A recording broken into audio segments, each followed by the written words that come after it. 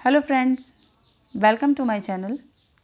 Friends, आज हम करने वाले हैं 2017 के प्रीवियस ईयर क्वेश्चन आंसर और साथ में आप इसको लाइक, शेयर और सब्सक्राइब करें और बेल आइकन का बटन भी ज़रूर दबाएं ताकि जब भी मैं वीडियो अपलोड करूं आपको नोटिफिकेशन मिल जाए। फर्स्ट है, प्रघटना विज्ञान का प्रमुख शिल्पकार किसे माना जाता है?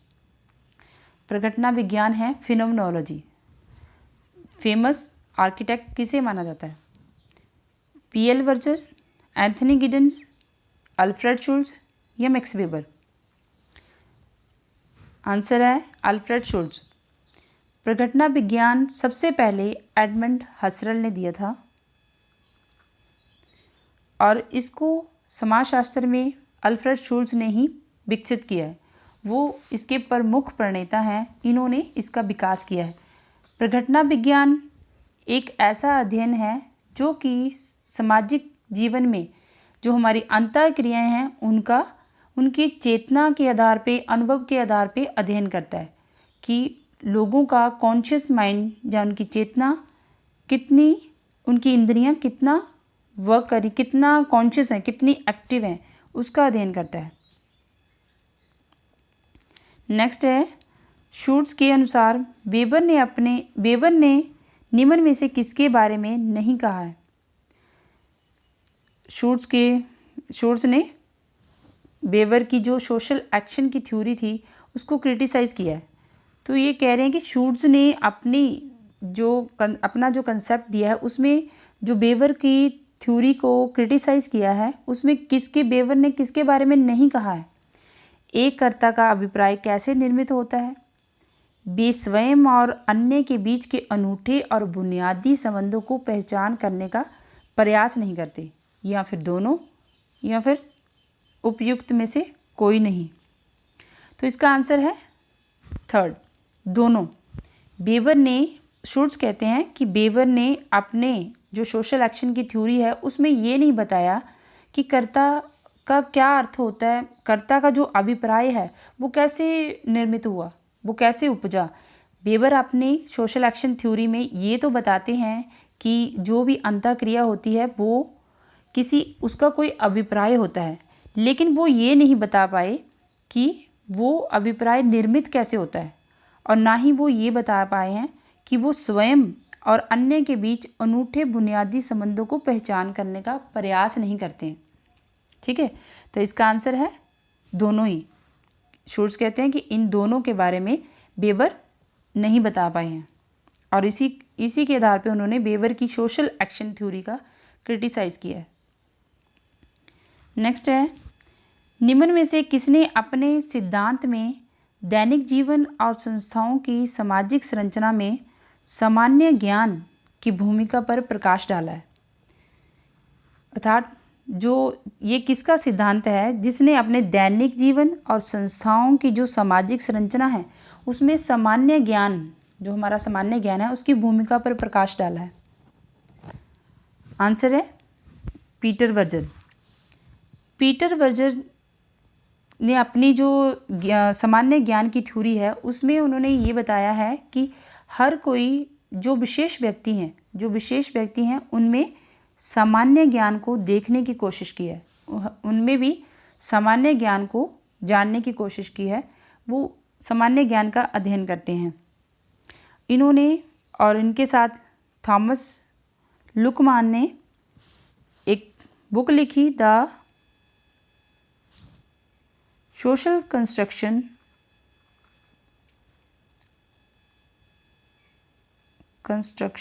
Of reality, the social construction of reality.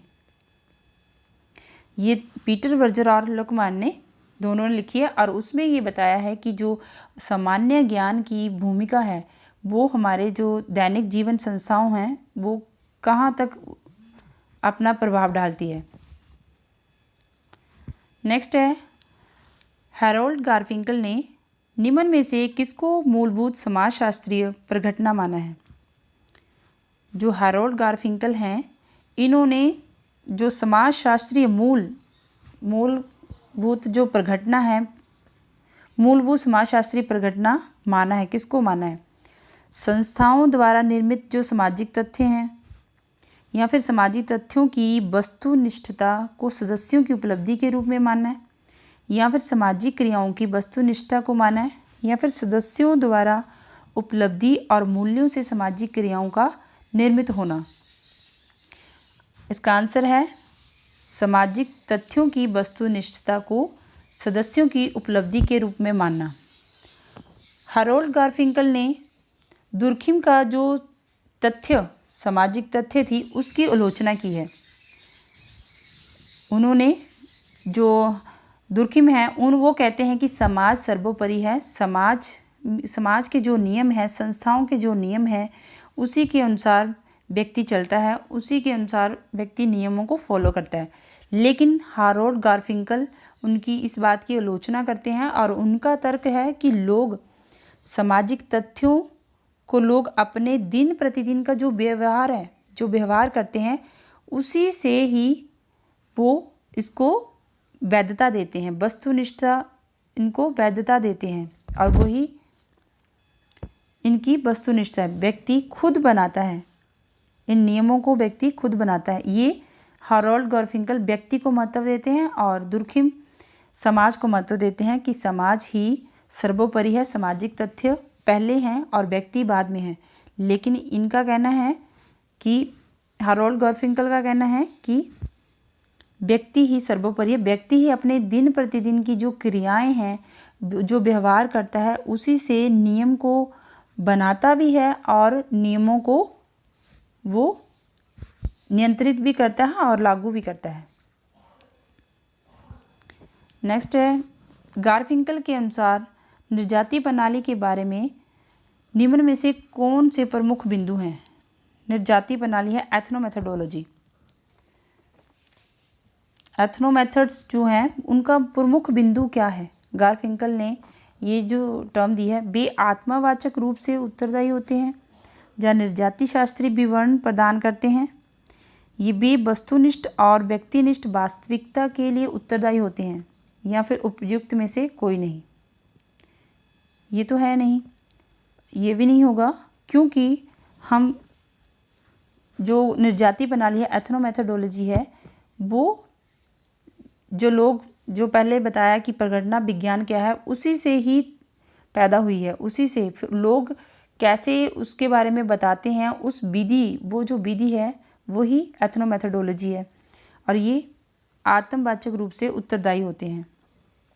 लोगों की जो रोज़मर्रा की अपनी अंतःक्रियाओं के बारे में सोच विचार करते हैं और उसका जो अर्थ निकालते हैं, उसी को हम एथनोमेथोडोलॉजी कहते हैं। वो आत्मवाचक रूप से उत्तरदायी होते हैं।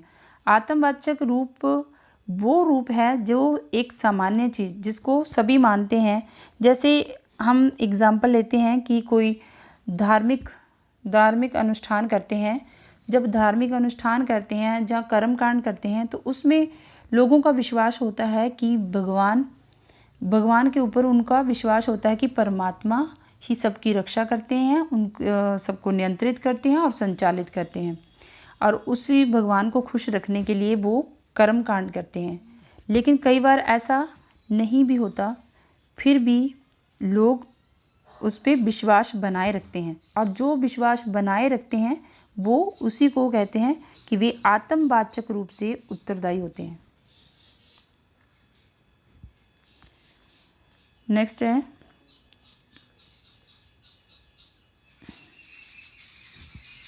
ये कुछ वर्क हैं और ये लेखक हैं जिन्होंने ये लिखी हैं और उनके ऊपर इनको हमने मैच करना है। The presentation of self in everyday life, Irving Goffman की है। The social construction of reality, अभी हमने पहले पीछे पढ़ा, ये पीटर वर्जर की है। और the phenomenology of the social world, ये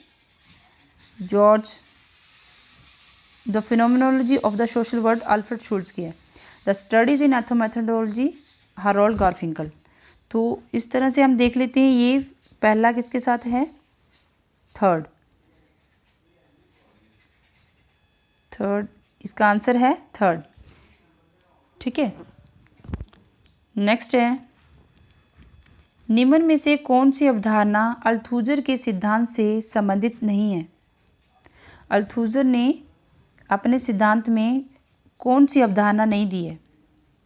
परहितवाद, अल्ट्रुइज्म, ज्ञान मीमांसा घटना, एपिस्टेमोलॉजिकल ब्रेक, या फिर दमनकारी राज्यतंत्र या विचारधारा। अल्थुजर ने ना ही इस घटना को माना है ना विचारधारा को। इन्होंने परहितवाद, अल्ट्रुइज्म को अपने सिद्धांत में इस अवधारणा को दिया है। परहितवाद का मतलब कि जो हम अपने स्वार्थ के लिए कार्य करते हैं उसके विपरीत किसी दूसरे के लिए वो कार्य करना, दूसरे के हित के लिए वो कार्य करना। जैसे ड्राइवर रास्ते पे जा रहा है, अगर कोई रास्ते में बच्चा है तो वो सामने देखता है कि वहाँ पे ब्रेक लगानी है या साइड से गाड़ी लेके जाना है, वो उस समय क्या करता है? परहितवाद, दूसरे के लिए सोचता है। ठीक है, उसको उन्होंने अल्ट्रुइज्म को अपनी अवधारणा में दिया है, अपने सिद्धांत में इस परहितवाद को दिया है। अलेक्जेंडर के अनुसार निम्न में से कौन सी संरचनात्मक प्रकारवाद से संबंधित समस्या नहीं है?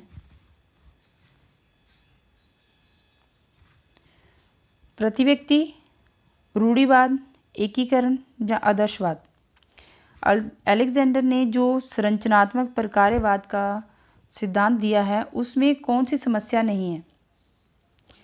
प्रतिव्यक्तिवाद, ये तो समस्या होगी। एंटी इंडिविजुअलिज्म, रूढ़िवाद, ये भी समस्या है। आदर्शवाद, ये भी एक समस्या है। लेकिन जो एकीकरण होगा उसमें समस्या नहीं आएगी। अलेक्जेंडर ने इन्होंने अपने संरचनावाद में एकीकरण को समस्या नहीं माना है, तो इसका आंसर है एकीकरण।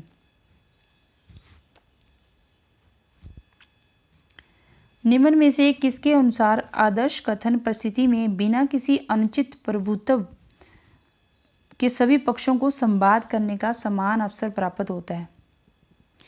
ये आदर्श कथन जो परिस्थिति है उसमें बिना किसी के डोमिनेशन के सभी को संवाद करने का समान अवसर प्राप्त होता है।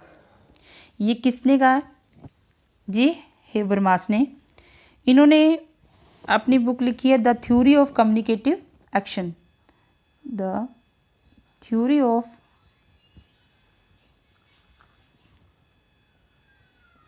Communicative action.